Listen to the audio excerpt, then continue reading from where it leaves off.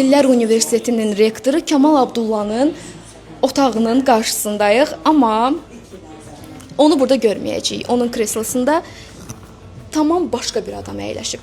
Bugün Azərbaycan Dillər Universitetinin rektoru Kamal Abdullah deyil. Bu Kamal müəllimin otağıdır. Bəli, Kamal müəllim otağıdır, lakin bir günlük Kamal müəllim deyil, xəlifə rektor Nihat Cəfərovdur. Nihat Cəfərov, təbrik edirik sizi. Yeriniz necədir, rahatdır? Bəli, düşündüyümdən daha artıq rahatdır. Neçənci kurs tələbəsisiniz? Mən Beynəlxalq Münasibətlər və Regionşünaslıq fakültəsinin 3-cü kurs tələbəsiyəm. Az öncə Çeçenistan Universitetinin rektoru da gəlmişdi və ona çay ziyafəti verildi. Görünür, bəli.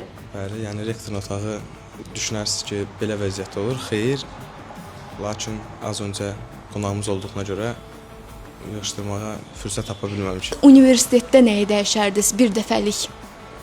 Universitetdə tələbələri bir araya yığıb və onların ortaq bir problemləri var. Qayıbla bağlı. Qayıb limitini artırmaq istəyir tələbələr. Birinci kursda mən də elə düşünürdüm. Düşünürdüm ki, birinci kursda qayıb limiti artırılsın. 30 saatlıq fənə biz 3 dəfə girməmə haqqı verilir. Bizim universitetimizin rektoru Kamal müəllimin çox insaflı olduğuna görə ən maksimal limit 25% seçib. Yəni tələbələr bundan artığını istəyir, bundan artıq mümkün deyil. Həqiqətən də rektor olmaq istəyərdin? Hər bir işin çətinliyi var, bu işin də çətinliyi var, amma niyə də yox? Sizin otağınız ordadır. Biz dəhlizdə əyləşmişik. Kreslonuzda da o cavan tələbə əyləşib. Bu sizi narahat eləmir? Qətiyyən. Əsas məsələ odur ki, bu tələbələr həmən gündən əvvəl 1-2 ay müddətində bir-biri ilə debata girirdilər, bir-birini inandırmağa çalışırdılar, özlərinə tərəfdar yığırdılar ki, kim daha çox səs toplasın və onların bu prosesinə heç kim qoşulmurdu, yəni müdaxilə eləmirdi. Belə bir layihə, belə bir təşəbbüs mən bildiyim qədərilə ölkədə heç bir ali təhsil ocağında yoxdur və olmayıb. Kənarda digər ali təhsil ocaqlarının rektorları bu barədə sizə fikirlərini deyirlər, bölüşürlər. Xarici qonaqlarımıza həmən rektorlarımızın şəkli bizdə bu asılıb divardan. Rektorun, prorektorları, yəni xəlifələrin hamısının şəkli bu divardan asılıb. Hamısı böyük maraqla baxıblar və deyiblər ki, biz də bunu eləyəcəyik. Yəni onlarda heç bir rektor, heç bir tutalım ki, xarici ölkədə mənə deyən olmadı ki, bunu biz də edirik. Bu bağlı qapının arxasında isə xəlifə, prorektorlar əyləşib, onlar da xəlifə, rektor kimi səs vermə yolu ilə seçiliblər. Daxil olaq, söhbətimizi onlarla da davam etdirək. Xoş gördük, təbrik eləyirəm sizi. Təşəkkür edirəm, minnətdaram gəldiyiniz üçün. Çox sağ olun. Düzdür, bir günlükdür, amma necə hiss eləyirsiniz özünüzü?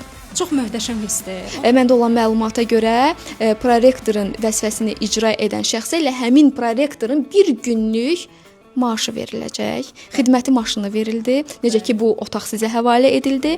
Maşından istifadə elədiniz? Bəli, istifadə etdim. Gəldi, evimdən götürdü, belə rahat bir şəkildə belə gəldim bura qədər. Heç universitetə belə gəlməmişdiniz məncə. Bəli. Elə avtomobildən düşdüm, belə hamıya baxdım ki, yəni prorektor gəlir də, belə o hissi yaşadım. Əsas odu yaşaya bildim. Vəzifə necədir, gözəldir? Gözəldir. Düşünürəm ki, bir günlük universiteti bitirəndən sonra bunu bir günlük yox, davamlı şəkildə elə davam elətdirəcəm. Vəzifə belədir. Belədir. Bir dəfə əyləşdinsə bu kresloya, Həzrət bəy zəhmət olmasa yaxınlaşın, görün necə rahat bir kreslodur, belə də görsənir. Bir dəfə bu kresloya əyləşən artıq alışır. Necə ki bizim prorektorumuz da alışıb. Bəli, mən alışdım və düşünürəm ki, universiteti bitirəndən sonra elə belə vəzifələrdə çalışacağam. Çox gözəl bir mənim üçün təcrübə oldu. Nə qədərdir maaş? Maaşı bilmirik. Onu deyə bilmirik. Onu özümüz Amma alacaqsınız da, düzdür? Bəli, sözsüz bizim təqaüd kartlarımız var. Həmin kartlara hər biri köçürüləcək. Ötən illərdə də bizim xəlifələrimiz seçilib və onların da kartına gün sonunda köçürülüb hər biri. Onlardan öyrənməmisiniz nə qədərdir? Xeyr.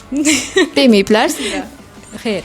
Mən bu hissi bir də yaşayacağıma inanmıram. Çünki bu qədər böyük həyəcan, bu qədər böyük qürur hissi. Günün sonunda indi bizim hər birimiz fəaliyyətimizi yekunlaşdırdıqdan sonra bir iclasımız olacaq rektorluqda və həmin o iclasda biz artıq hansı qərarı qəbul edəcəyimizi müəyyənləşdirmişiksə, o artıq sabahsı gün sabah deyil, elmi şura ilə birlikdə müzakirə olunacaq. Əgər qəbul olunsa, bizim rektorumuz Kamal müəllim tərəfindən möhür vurulur, rəsmi möhür vurulur və bu ildən etibarən tətbiq olunmaya başlayacaq. Bu da mütəmadi olaraq hər il boyunca keçirilir. Müvəqqəti deyil, rəsmi sənəddir və möhür vurulur. Növbəti illərdə də tədbir, daha doğrusu bu alınan qərarlar yenidən həyata keçirilir.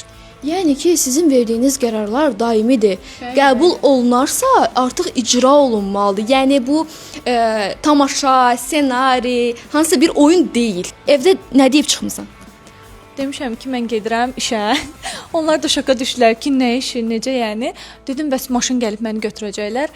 İnanmırdılar birinci evdəkilər ki, necə yəni səni maşın gəlib götürəcək. Maşın gələndən sonra həqiqətən inandılar ki, hə, sən deməli nə isə bacarmısan. Onların da mənə inamı daha çox artdı. Tələbələrin öz aralarında seçdiyi xəlifə rektor və prorektorlar elə onların suallarını cavablandırmaq, təkliflərini dəyərləndirmək üçün görüş keçirirlər.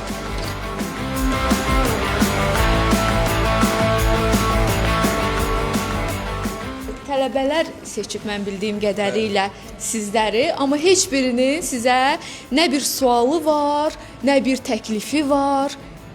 Bu niyə görə bu sükut? Yəqin ki, bu qrupun heç bir problemi yoxdur. Var. Əla. İmtahan nəticələrinin çıxma müddəti ilə əlaqəli problem var. Məncə bu hər il hamıda olur.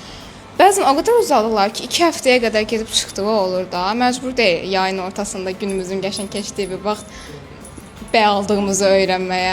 Ona görə çox istərdim ki, minimum dərəcələr hardasa 2 günə falan azaldılsa çox yaxşı olar. Bir də imtahanda fazla üstümüzdə düşdüklərini və baskı olduğunu düşünürəm. Həyəcanlanmıramsa belə o baskıdan yadımdan çıxır bildiyim. Buyurun, cavablandırın tələbənin sualını. 4 və 7 iş gün ərzində imtahanın cavabları çıxır.